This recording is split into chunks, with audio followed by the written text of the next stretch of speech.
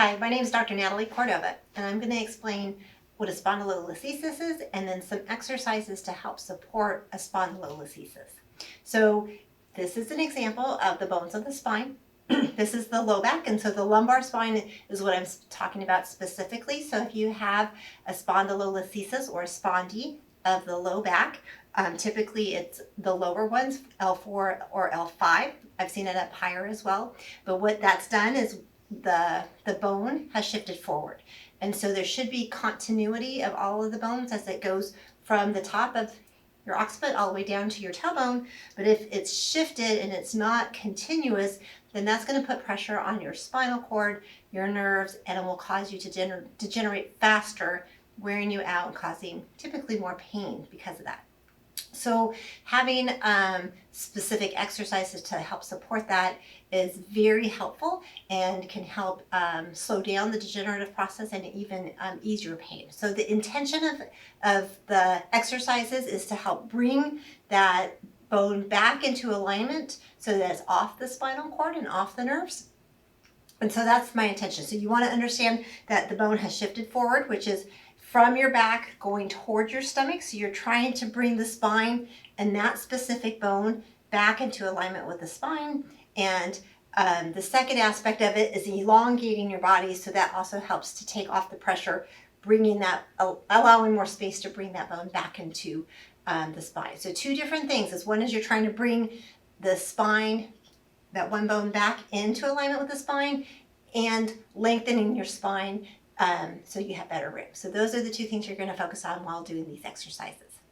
So the first exercise is called abdominal bracing. So you're going to get into a comfortable position on the floor. So you're going to have your back flat. So remember, we want to bring the bones in alignment, but we also want to lengthen. So you're thinking of lengthening your spine, trying to bring your butt away from your body. So you're decompressing your spine as much as you physically can. You're trying to tilt your pelvis so the top of the pelvis is touching the floor. The tip of the bottom of your pelvis is actually tilted up a little bit. And so here you're trying to get all of those bones lined up together, and then you're bracing your abs. So you're just tucking in and then you release. You tuck and tighten so all of the abs are just tightened together, and then you relax. And then you tighten it again, and then you relax. And you're just holding for a couple seconds, and then you're relaxing. And you're going to keep doing this for a set of 10, set of 20, something that you're comfortable with, but you're going to squeeze and hold, and then relax. Squeeze and hold, and then relax. And keep doing that so that you're getting nice and strong, and you're allowing that pelvis to tilt backwards into the floor, and allowing that spine to line up so that the bones are getting better. Now, if you have a big arch, then you really want to help to try to stretch that out and flatten that out so that it's comfortable, and then you're doing this. So these exercises are always comfortable for you. So squeeze and then relax. That's the first one. The second exercise is the partial curl. So in the same position as ab bracing, you're having your pelvic tilted, so the top part of your pelvis is going closer toward the ground. You're straightening out your spine. So you're going to do a small sit-up. So you're not trying to do the full sit-up because you're going to compromise and really cause too much pressure on that bone. You just want to bring it up a little bit and then bring it down. So you're opening that back in this position, and then you're coming back down. You can put your hands behind you. That's comfortable. You can also put your hands in front of you. That's easy as well too. So you're just bringing your upper body up, trying to put your stomach to the ground, and then going back down. Partial curl and back down. Partial curl and back down. Good practices are having that pelvic tilted up so that top of the pelvis is touching the ground, back is flat, and then you're just coming up and bringing it down, coming up and bringing it down. I like a set of 10. You can repeat that a couple times, really strengthening the abs, strengthening the back, and lining up the bones to get a better support for that low back. That's called the partial curl.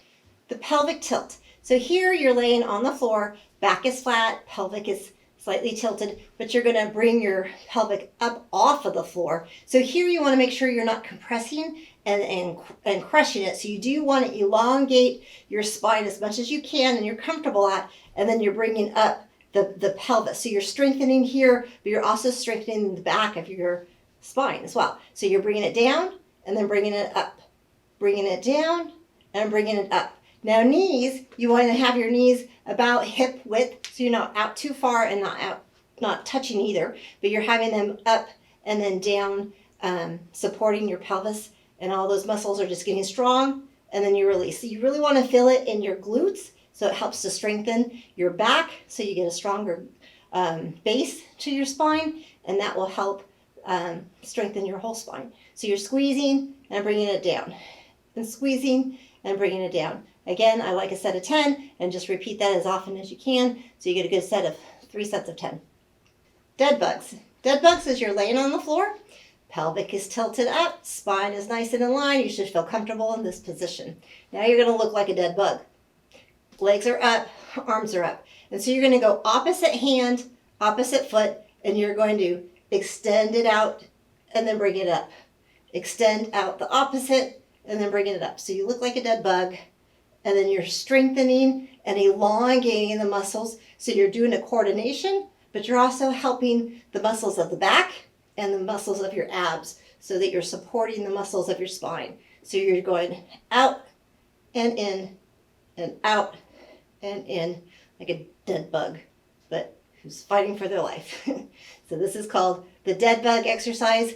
Do this a set of 10, repeat 3 times.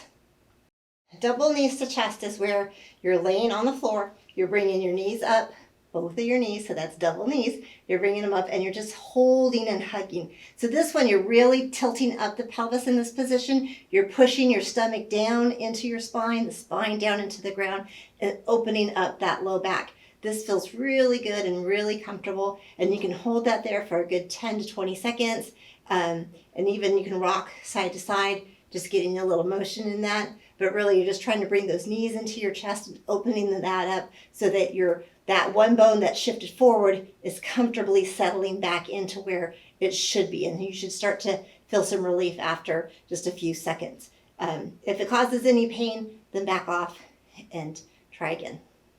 Happy baby. So similar to the double knees to chest, you're laying on the floor, bringing both of your knees to your chest. Then you're going to take your hands and go on the inside of your feet, just like a happy baby. That's why this is called the happy baby. And so from here, you can go side to side, and that's comfortable, and that should be easy on your back, but you're just slowly moving that bone back into position, rocking the muscles, right? So as you go from side to side, you can feel those muscles get a little massage on the ground. And then from here, you can also, you can go back and forth if that's comfortable to you.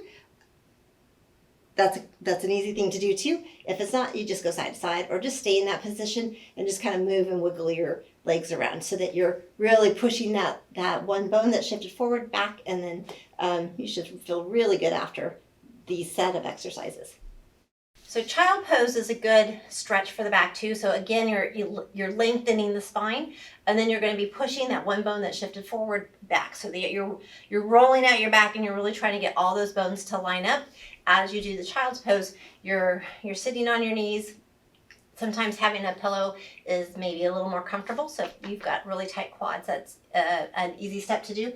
And then you're just stretching out in front of you. Now, what's important with the child's pose for your particular situation is you really want to get that belly into your spine, so you have a nice tight stomach, and then you're opening up your back. Because what you don't want is that bone to slide more forward. So in this position, it could slide more forward, and you don't want it to. So you're trying to tuck your pelvis and your belly into your spine, and then you're just holding that there for a good 30 seconds to a minute. And you can even go side to side as you're opening up those hips and stretching out the low back from side to side as well. It feels really good and really comfortable. That is called the child's pose. The quadruped. So here you're getting into a position where you're on your hands and your knees. And so here you want a nice 90 degree at your knee, nice 90 degree at your hip, so you're not too far forward or too far back, but you also want your arms, your hands right under your shoulders. So from here, you're going to elevate an inch or two, and this one, you're really strengthening your spine. So everything is nice and tight. You're also trying to push that bone and open up that back so they're all lined up really well together. If you feel like your belly is just too weak and it's pulling you more forward, don't do this exercise. Build up. Do all the floor exercises where you're on your back first and then get to the point where you can add this in. So you're just going to hold that there. You're going to hold it for about 30 seconds, build up to a minute. And you can do that a couple times in a day. Good job. So quadruped advance is just taking that quadruped exercise, again, same position, you're elevating your hands and your knees, but here you're going to go and extend it out and back, and then you go out and then back, and then out and then back. That's advance.